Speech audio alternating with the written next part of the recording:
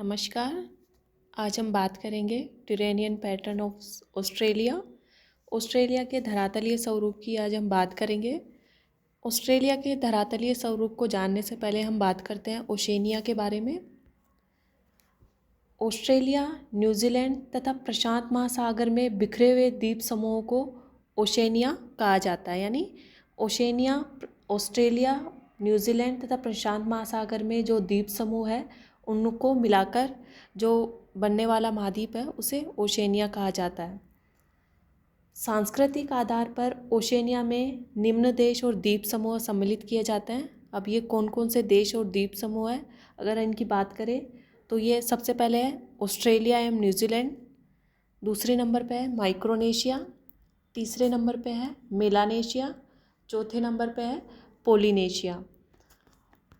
Australia, New Zealand, Micronesia, Melanesia, Polynesia, इन चारों को सम्मिलित रूप से ओशेनिया कहा जाता है। अब एक एक करके हम इनके बारे में चर्चा करते हैं। सबसे पहले हम बात करेंगे माइक्रोनेशिया के बारे में। माइक्रोनेशिया के अंतर्गत जो द्वीप समूह आते हैं ये इनमें है पलाऊ, तुआलू, टोंगा, मार्शल द्वीप, पश्चिमी किरिबाती, गुआम आदि द्वीप समूह हैं जो कि माइक्रोनेशिया के अंतर्गत आते हैं। माइक्रोनेशिया फिलीपींस के पूर्व में स्थित है और माइक्रोनेशिया के द्वीपों को हम मुख्यतः दो भागों में बांट सकते हैं, जिनमें सबसे पहले हैं उच्च द्वीप समूह और दूसरे नंबर पे है निम्न द्वीप समूह। उच्च द्वीप समूह की बात करें तो इनका निर्माण ज्वालामुखी द्वारा हुआ है और जबकि निम्न द्वीप समूह का निर्माण प्रवाल भित्ति द्वारा हुआ है। दूसरे नंबर पे हम बात करते हैं मेलानेशिया द्वीप समूह की। मेलानेशिया द्वीप समूह के अंतर्गत जो द्वीप आते हैं वो कौन कौन से हैं, इसके अंतर्गत आता है पापुआ न्यू गिनी, सोलोमन द्वीप, वनातु द्वीप, फिजी द्वीप, न्यू कैलिडोनिया द्वीप, बिस्मार्क द्वीप आदि द्वीप है जो कि मेलानेशिया के अंतर्गत आते हैं। मेलानेशिया की स्थिति की बात करें तो यह उत्तर में ऑस्ट्रेलिया के उत्तर पूर्व तथा इंडोनेशिया के पूर्व में स्थित है। यानी जो मेलानेशिया के द्वीप है वो ऑस्ट्रेलिया के उत्तर पूर्व तथा इंडोनेशिया के पूर्व में स्थित है। नेक्स्ट हम बात करते हैं तीसरे नंबर पे पोलिनेशिया की। पोलिनेशिया द्वीप समूह मेलानेशिया तथा माइक्रोनेशिया के पूर्व में स्थित है और इसके अंतर्गत जो आने वाले द्वीप समूह हैं उनमें है हवाई, समाओ, टोंगा, तुआलू, पूर्वी किरिबाती। ये द्वीप समूह हैं जो कि पोलिनेशिया के अंतर्गत आते हैं। अब हम बात करते हैं ऑस्ट्रेलिया के धरातलीय स्वरूप के बारे में। इससे पहले हम मैप देख लेते हैं ऑस्ट्रेलिया महाद्वीप का। ये जो सबसे बड़ा भूभाग दिख रहा है वो ऑस्ट्रेलिया देश है। इसके उत्तर में हम बात करते हैं तो वो है मेलानेशिया के उत्तर में है माइक्रोनेशिया और मेलानेशिया व माइक्रोनेशिया के पूर्व में पोलिनेशिया। ये तो था ऑस्ट्रेलिया महाद्वीप का मैप। अब हम बात करते हैं ऑस्ट्रेलिया महाद्वीप के धरातलीय स्वरूप के बारे में। ऑस्ट्रेलिया महाद्वीप विश्व का सबसे छोटा महाद्वीप है और इस महाद्वीप के धरातलीय स्वरूप की बात करें तो यहाँ पर धरातलीय स्वरूप में विभिन्नताएं देखने को मिलती है। इन विभिन्नताओं के कारण इसके धरातलीय स्वरूप को हम चार भागों में बांट सकते हैं, जिनमें सबसे पहला है पूर्वी पर्वतीय प्रदेश, दूसरा है मध्यवर्ती मैदान, तीसरा है पश्चिमी पठार और लास्ट चौथा है तटवर्ती मैदान। अब एक एक करके हम इनके बारे में बात करेंगे। सबसे पहले हम बात करते हैं पूर्वी पर्वतीय मैदान की।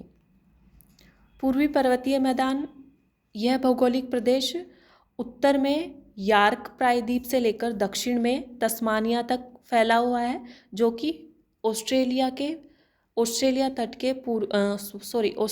पूर्वी तट के समानांतर फैला हुआ है। यानी कि उत्तर में यार्क प्रायद्वीप से लेकर दक्षिण में तस्मानिया तक ऑस्ट्रेलिया के पूर्वी तट के समानांतर यह पर्वतीय प्रदेश फैला हुआ है।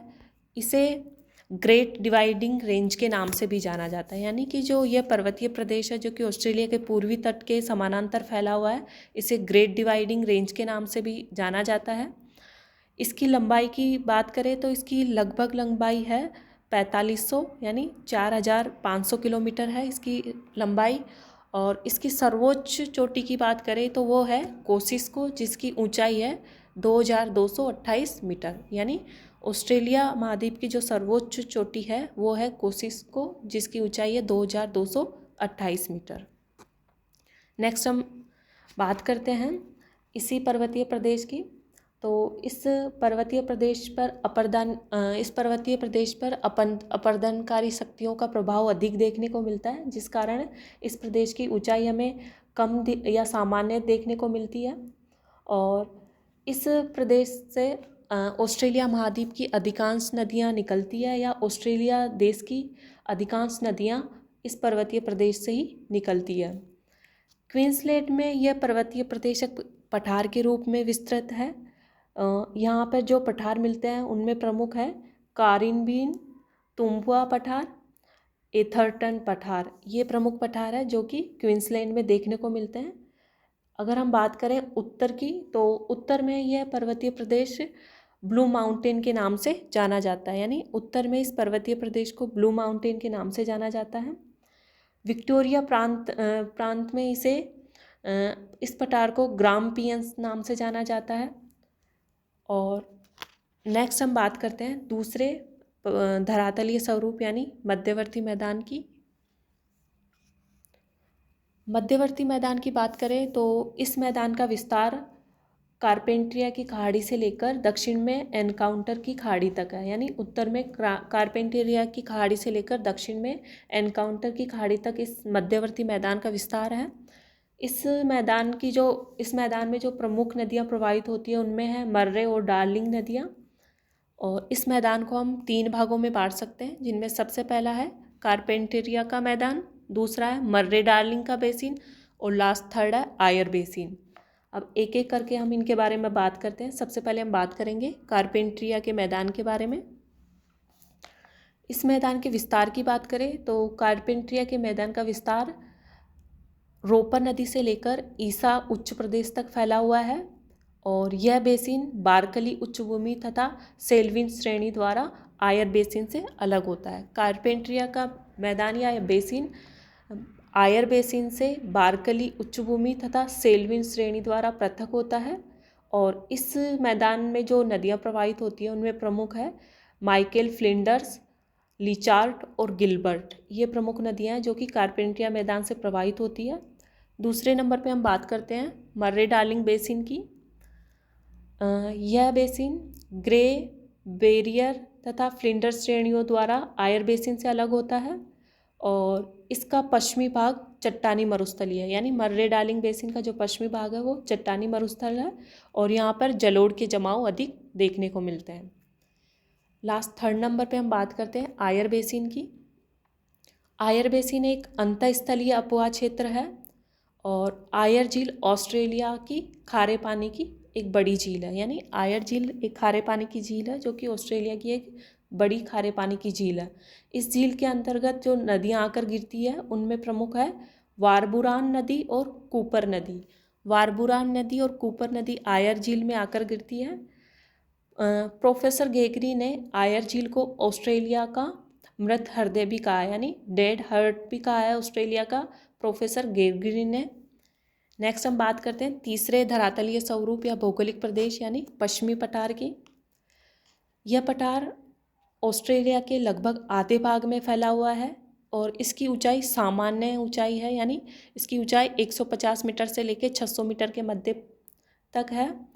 और इसका पश्चिमी भाग तीव्र ढाल वाला है जबकि इसका पूर्वी भाग साधारण ढलान वाला है। इसके उत्तर में किम्बरले पठार तथा दक्षिण में नल्लारबोर पठार है। और इसमें कुछ मरुस्थल भी पाए जाते हैं जिनमें प्रमुख है ग्रेट सैंडी का मरुस्थल और दूसरा है गिब्सन मरुस्थल। नेक्स्ट हम बात करते हैं चौथे धरातलीय स्वरूप या भौतिक प्रदेश की, वो है तटवर्ती मैदान। यह तटवर्ती मैदान अगर ऑस्ट्रेलिया महाद्वीप के तटवर्ती मैदानों की बात करें तो इस महाद्वीप के ऑस्ट्रेलिया के उत्तरी पश्चिमी तथा उत्तरी तटीय मैदान अपेक्षाकृत अधिक चौड़े हैं जबकि प्रशांत महासागरीय तट सक्रिय हैं। यानी जो ऑस्ट्रेलिया है उसके उत्तरी पश्चिमी एवं उत्तरी तट अपेक्षाकृत चौड़े हैं जबकि प्रशांत महासागरीय तट इसके सकड़े हैं। तो आज के वीडियो में हमने बात की ऑस्ट्रेलिया महाद्वीप के धरातलीय स्वरूप के बारे में। आज के वीडियो में इतना ही। Thank you.